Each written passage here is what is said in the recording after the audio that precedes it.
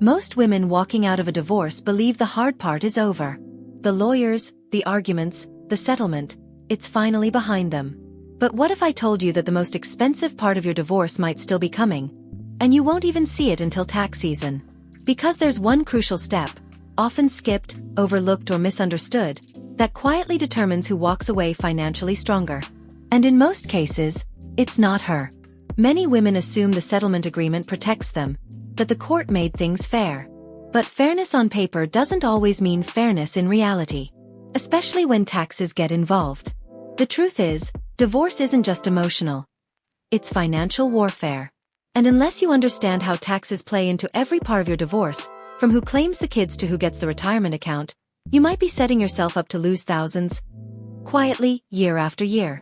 In this video, we're going to uncover the 7 most commonly overlooked tax traps women fall into after divorce, and how skipping just one of them can leave you paying way more than your ex. These aren't just paperwork mistakes. They're financial blind spots that the other side often uses to their advantage.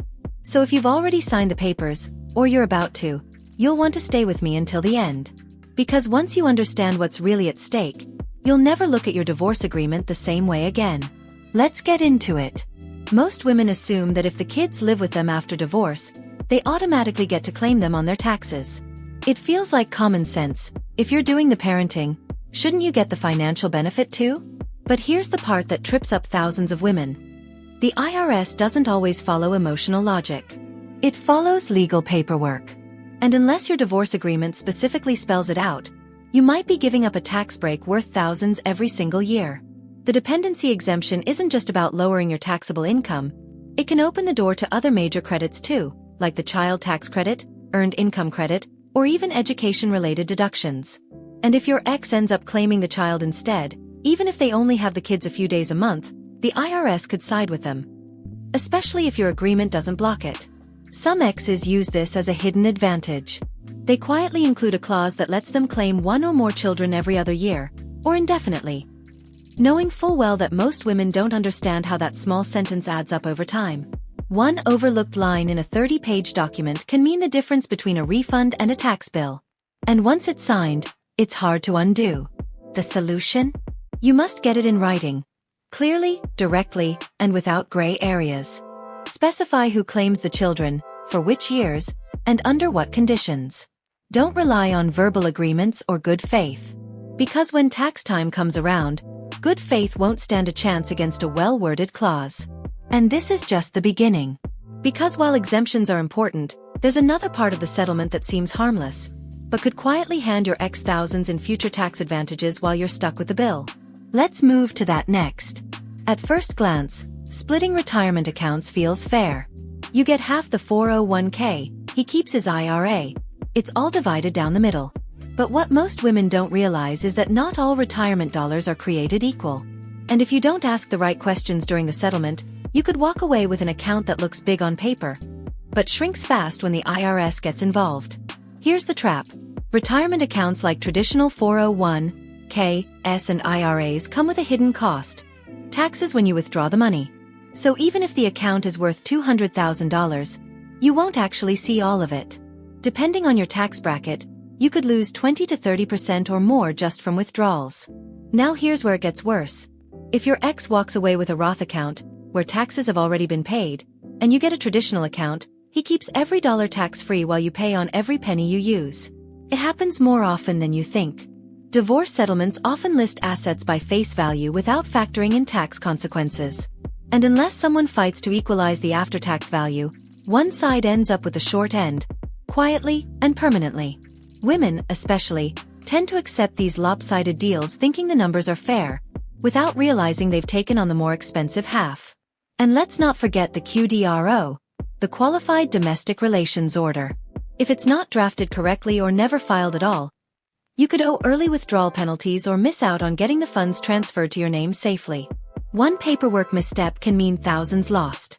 So how do you protect yourself? Insist on a tax-adjusted valuation of all retirement accounts before you agree to anything. Make sure the QDRO is included, signed, and processed before the divorce is finalized, not months later. Because once the ink is dry, the IRS doesn't care what you meant to do. They only care what's in writing. And while taxes on retirement are a slow drain, there's another clause that can hit you right now, every single month, and most women don't see it coming. Let's talk about that next.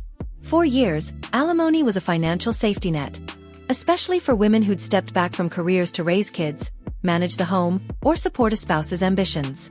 But in 2019, something quietly changed. And if you don't address it directly in your divorce, it could cost you thousands every single year. Here's what happened. The IRS used to let the person paying alimony deduct those payments on their taxes, and the recipient had to claim it as income. It wasn't perfect, but it created a financial incentive to agree on higher support. Then came the Tax Cuts and Jobs Act. And just like that, alimony became non-deductible. The payer can't write it off, and the recipient doesn't report it as income. Sounds like a win, right?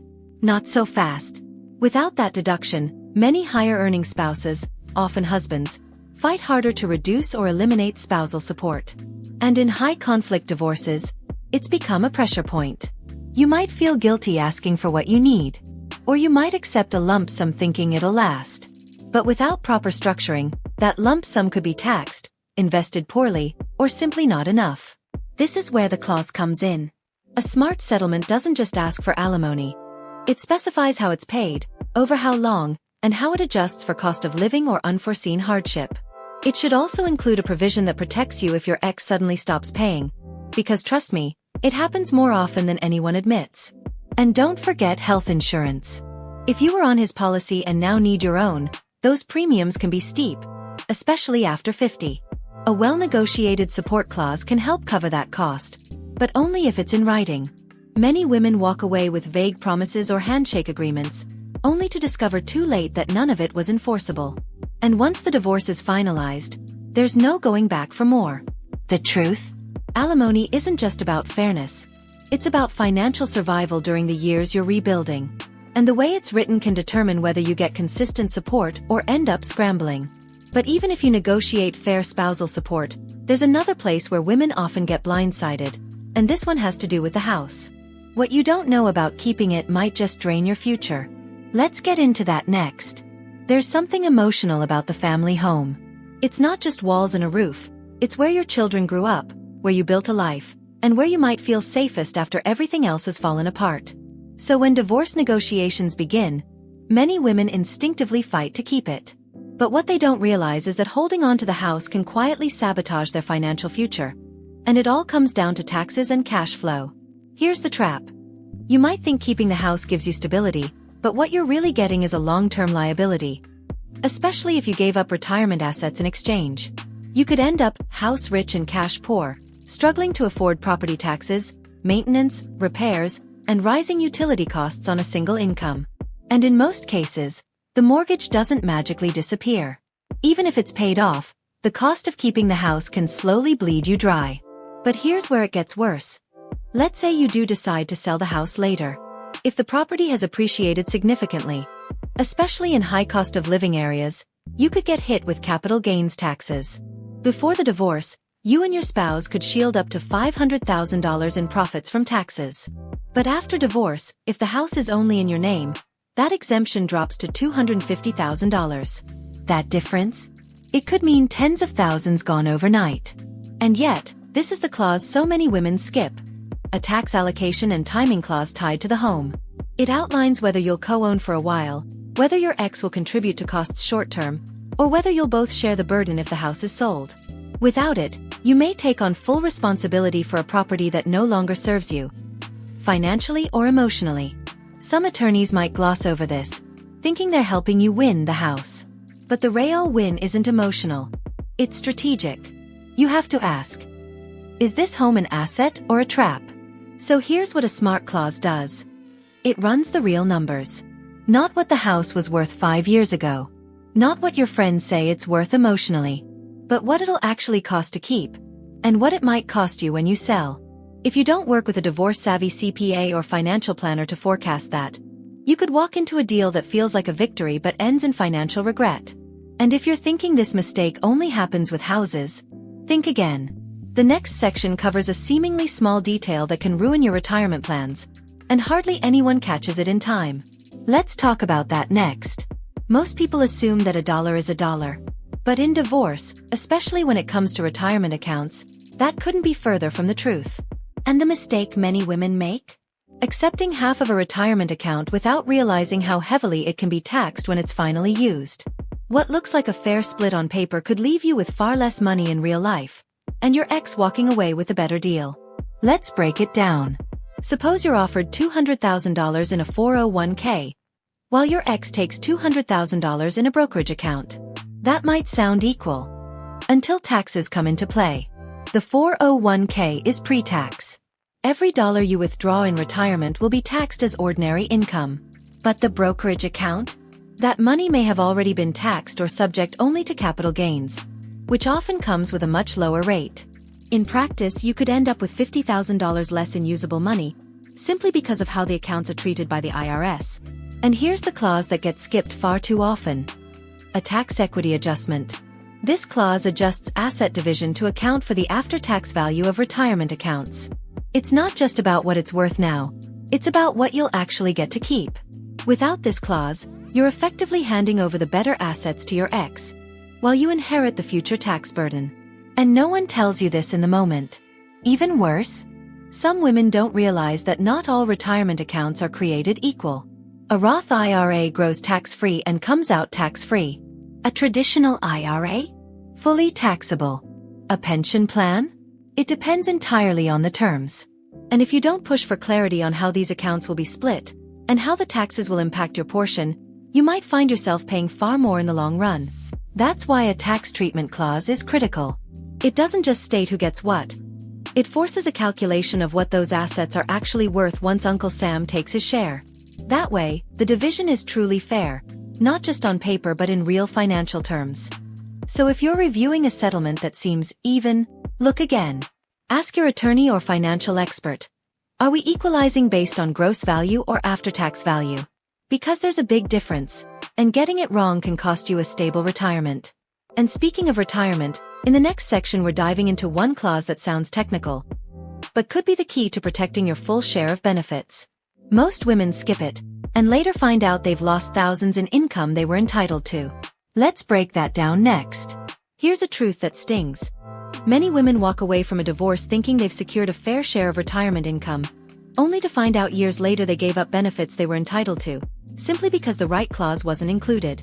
And by the time they realize it, it's too late to fix. This is especially common with pensions and Social Security. Let's start with pensions. If your ex has one, you might think you're protected because the agreement says you'll receive a percentage of it when it's paid out. But what happens if he passes away before retirement? Or shortly after? Without a survivor benefit clause, your payments could stop cold, and you're left with nothing. Pension survivor benefits are not automatic. Your ex has to elect to provide them to you, and the divorce decree must require it. This clause should be crystal clear, stating the percentage you're entitled to, when it begins, and what happens if he dies. Otherwise, the benefits may default to a new spouse or simply disappear. Social Security is another minefield. Most women don't realize that if you were married for at least 10 years, you may be entitled to claim Social Security benefits based on your ex's record, even if he remarries. But you have to know to ask. The system doesn't automatically notify you, and your ex doesn't have to agree or even be informed. But here's the key. Claiming those benefits can come with timing rules, and if you take your own benefits too early, you might reduce what you're eligible for later.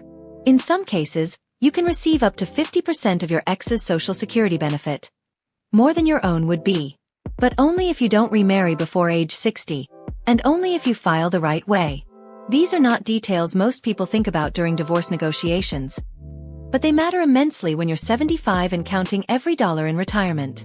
This is where a Qualified Domestic Relations Order, QDRO, comes in, especially for pensions and 401(k)s. It's a separate legal document that enforces your right to receive your portion of those benefits directly. Without it, even if your divorce agreement says you're owed money, the plan administrator doesn't have to honor it. Too many women think they can sort this out later. But later never comes, because by then, your ex may have already retired, remarried, or passed away, and the benefits are gone. Forever. The hard truth? Divorce isn't just about who gets the house or the car. It's about protecting your future income, every dollar of it. And unless you insist on the right language now, You might find yourself shortchanged at the exact moment in life when you need financial security the most. And in the final section, we're going to look at one clause that rarely gets discussed, but it has the power to protect you from an unexpected financial ambush long after the ink has dried on your divorce papers. Stick around because this one can change everything. Here's a silent trap almost no one talks about until it's already snapped shut: delayed taxes. You may think you've walked away from the divorce with a fair slice of the pie, but if that slice is packed with hidden tax landmines, you'll end up paying far more than your ex ever will. And that's not just unfair. It's financially devastating. Let's break it down. Not all assets are taxed the same. Say you get the house and he gets the investment account. On paper that might look even. But when you go to sell that house years later, you could owe tens of thousands in capital gains taxes. Especially if the property appreciated and the cost basis was never adjusted. Meanwhile, he could cash out that investment account in a lower tax bracket and walk away paying far less. Same dollar amount. Completely different outcomes. Or maybe you split a retirement account like a 401k. But unless a qualified domestic relations order, QDRO, is done correctly, the transfer might trigger taxes you weren't expecting. Even worse, if the divorce agreement doesn't specify who's responsible for the taxes on withdrawals down the road, you could end up shouldering the full burden while your ex enjoys their portion tax-free. Now here's where it gets sneakier. Stock options, deferred compensation, business interests. These assets don't always pay out immediately. And if your divorce doesn't clearly outline who pays the tax when they finally do pay out, you could get hit with a bill for income you don't even receive. That's not just frustrating. It's dangerous to your long-term financial health. This is why it's critical to insist on tax allocation clauses. These clauses spell out who is responsible for the taxes tied to each asset. Not just today, but in the future. They should include cost basis adjustments, tax rate assumptions, and timing of any sales or distributions. Without them, you're leaving too much up to chance, and the IRS won't care about your divorce agreement when the bill comes due. The courts might not catch this. Your lawyer might not bring it up. And your ex? They definitely won't be in a hurry to make it fair. That's why you have to be the one to protect yourself. Ask the hard questions. Demand clarity. And never assume that equal on paper means equal in real life. Because without these protections in place, you could find yourself years down the line, staring at a tax bill for a settlement that looked smart at the time, but cost you far more than it should have. And now that we've laid out all 7 clauses, it's time for the final piece. The conclusion that ties everything together and shows you why being passive during divorce is the most expensive mistake a woman can make. Let's wrap it up. There's one last clause almost no one thinks to include, until it's way too late. It's not dramatic. It doesn't show up in bold letters or come with red flags. But it can quietly drain your finances, year after year, even long after the ink on your divorce papers has dried. It's the absence of a tax reimbursement clause. And if it's not in your settlement, you may be setting yourself up to pay for things that were never yours to begin with. Here's how it works. Let's say your ex owns a business, or has investments that produce income. If you filed jointly during the marriage, and if the IRS comes knocking years later with questions, fees, or penalties related to his financial decisions, you could still be on the hook. Especially if the divorce settlement didn't clearly divide those responsibilities. Or imagine this. Your ex receives income after the divorce that gets reported on a K-1, but your name is still tied to the partnership or corporation. Now the IRS sees that income and sends the tax bill to you. And unless your agreement includes a clause requiring reimbursement for taxes paid on assets or income you don't control, you could end up footing the bill. This doesn't just apply to messy, complex cases. It happens more often than people think. Alimony gets misreported. Asset transfers get misclassified. And sometimes, a vindictive ex intentionally delays a distribution, knowing it'll trigger a tax burden on your side, not his. The solution? A properly worded tax indemnification and reimbursement clause. This single paragraph can protect you from bearing the cost of someone else's financial decisions. It ensures that if any tax burden shows up that shouldn't be yours, based on who controls the income or asset, your ex is required to cover it. Not maybe. Not later. Required. Without this clause, you're relying on goodwill. And in high-conflict divorces, goodwill is usually the first thing to disappear. It's not about revenge or being difficult. It's about making sure the law works for you, not against you. You've already fought hard to separate your life from someone else's. Don't let the IRS pull you back together just because a few words were missing in your final agreement. Because in divorce, the real danger isn't what you see coming. It's what gets overlooked, buried in the fine print, waiting to show up in your mailbox years later with a return address stamped, Internal Revenue Service. And that's why, for women who want true control over their financial future, this clause isn't optional. It's essential. Now let's bring it all together in the conclusion and show how these 8 overlooked clauses can mean the difference between real freedom and years of regret. Looking back, the biggest mistake most women make after divorce isn't just emotional. It's financial. And the truth is, it doesn't happen all at once. It creeps in slowly, through overlooked clauses, rushed agreements, or trusting that the system will automatically be fair. But now that you've seen the 8 clauses women often skip, each one with the power to cost you your future, you can't unsee them. And that's a good thing. Because your divorce settlement isn't just about what you walk away with, it's about what continues to affect you for years to come. Will you have control over your home? Your retirement? Your taxes? Or will you find yourself paying for mistakes that could have been avoided with a few extra lines of protection? Here's the truth. No one walks away from divorce untouched. But that doesn't mean you have to walk away unprepared. These clauses, the security clause, the asset tracing clause, the tax reimbursement clause and the rest, aren't legal fluff. They are your shield. Your safety net. Your silent guardians when no one else is looking out for you. If you've already finalized your divorce and some of these protections are missing, it's not too late to consult with a professional. If you're still negotiating, now is the time to speak up, even if it's uncomfortable. Because silence doesn't protect you. Strategy does. And if you know another woman going through this process, don't keep this information to yourself. Share it. Talk about it. Normalize these conversations, because too many women find out too late, when the damage is already done. Your future is worth defending. Your independence is worth protecting. And every clause you fight for today could be the reason you're not fighting for your finances 5 years from now. Thank you for being here. If this video opened your eyes to something you hadn't considered, leave a comment below and tell us what stood out to you most. Your story could help someone else. And if you haven't already, please like, subscribe, and turn on notifications. We're here to give you the tools you need to move forward with clarity, strength, and confidence. You've come this far. Don't leave your future to chance. We'll see you in the next one.